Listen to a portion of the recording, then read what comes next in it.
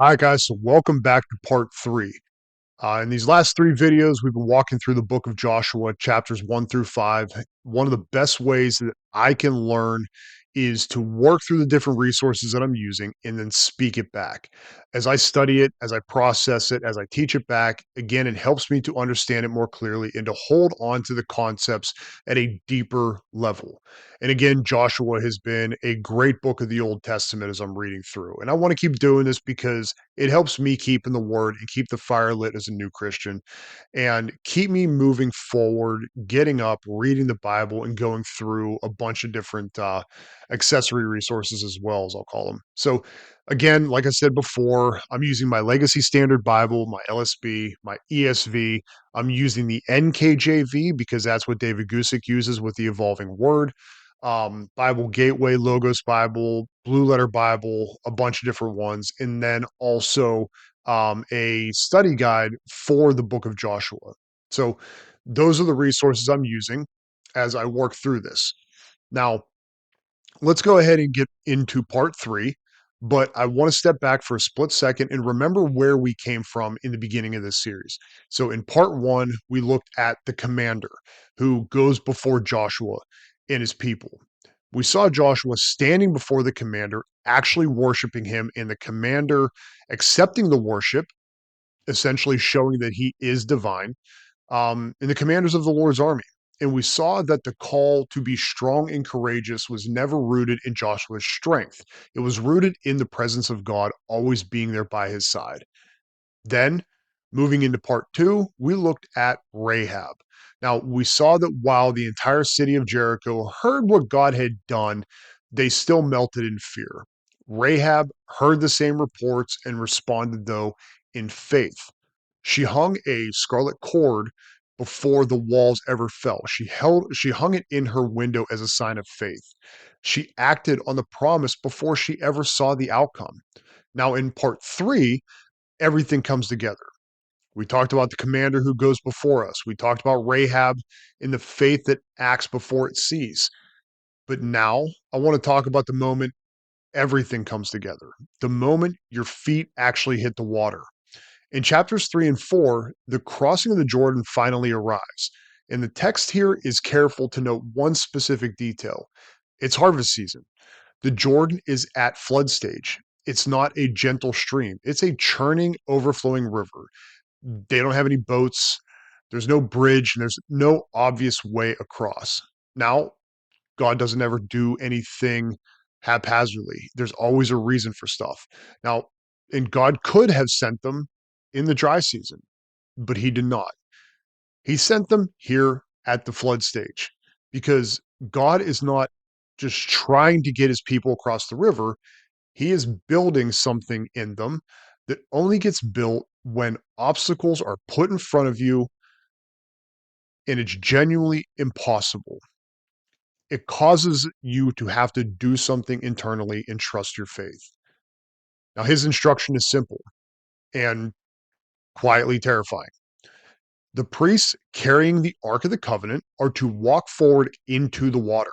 Now, not after God parts the river, before. Joshua 3, verses 15 and 16 tell us exactly what happened. It says, now the Jordan is at flood stage all during harvest. Yet as soon as the priests who carried the ark reached the Jordan and their feet touched the edge of the water, the flow of the river, the flow of the water from upstream stopped. Their feet had to get wet first. The miracle followed the step of faith. It did not precede it. We tend typically to want things the other way around. We want God to part the water before we walk. We want the fear to go away before we ever do the thing we know that we're supposed to do. But the pattern we see in Joshua chapter 3 is not miracle first, then faith. It's faith first, then miracle.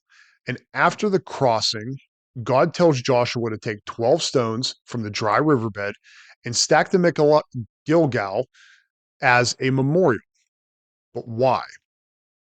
When a child would ask later what the stones meant, you could give them an answer. That answer would be This is where God showed up when his people stepped forward. Your acts of faith become memorials. They become the stories you tell the next generation. Now we come back to where this whole series began. Joshua outside of Jericho, face in the dust before the commander with the drawn sword. And now we understand what that moment actually means. The God of Joshua 1 verse 9, who said, be strong and courageous, I will be with you wherever you go, was not speaking from some far off distance. He was not issuing a promise from a faraway throne. He was there. He was right there through every moment of grief, through every step of faith, and every impossible river crossing. That God was there.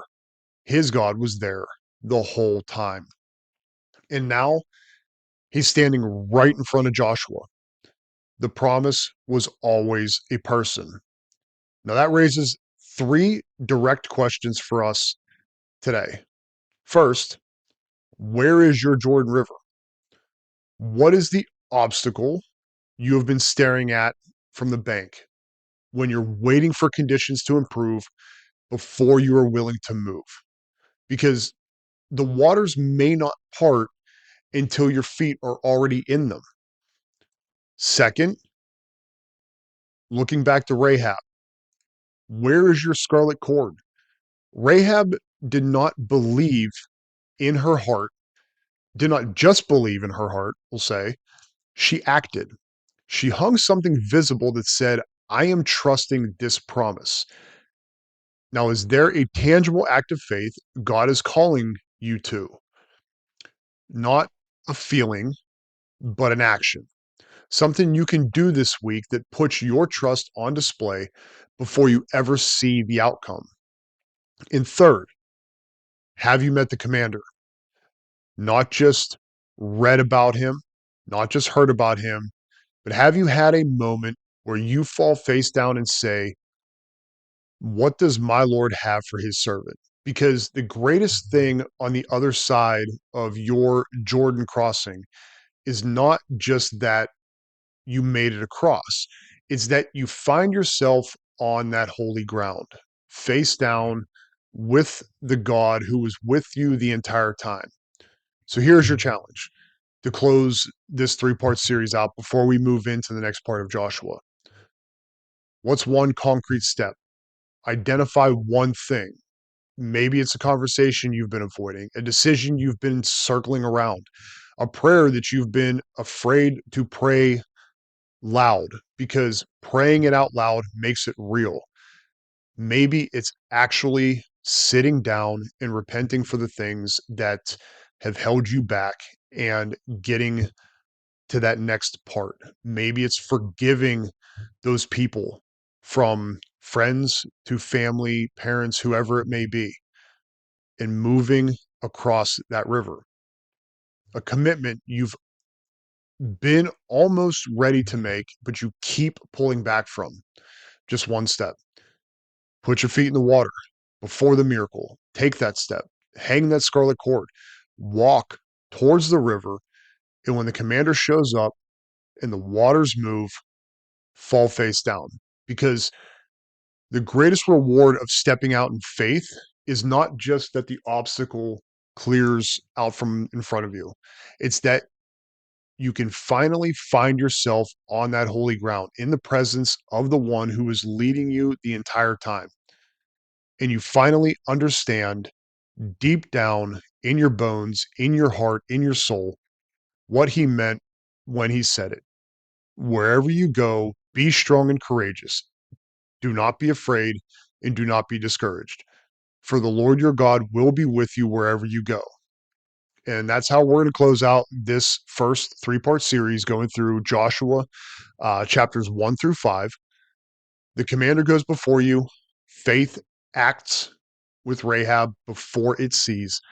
And the river does not always part before you move. Sometimes, by the grace of God, the waters are not, or the waters open up only after your feet finally touch the water. So Be strong and courageous. Take that step, trust the Lord, and remember the God who calls you forward is the same God who will be with you wherever you go.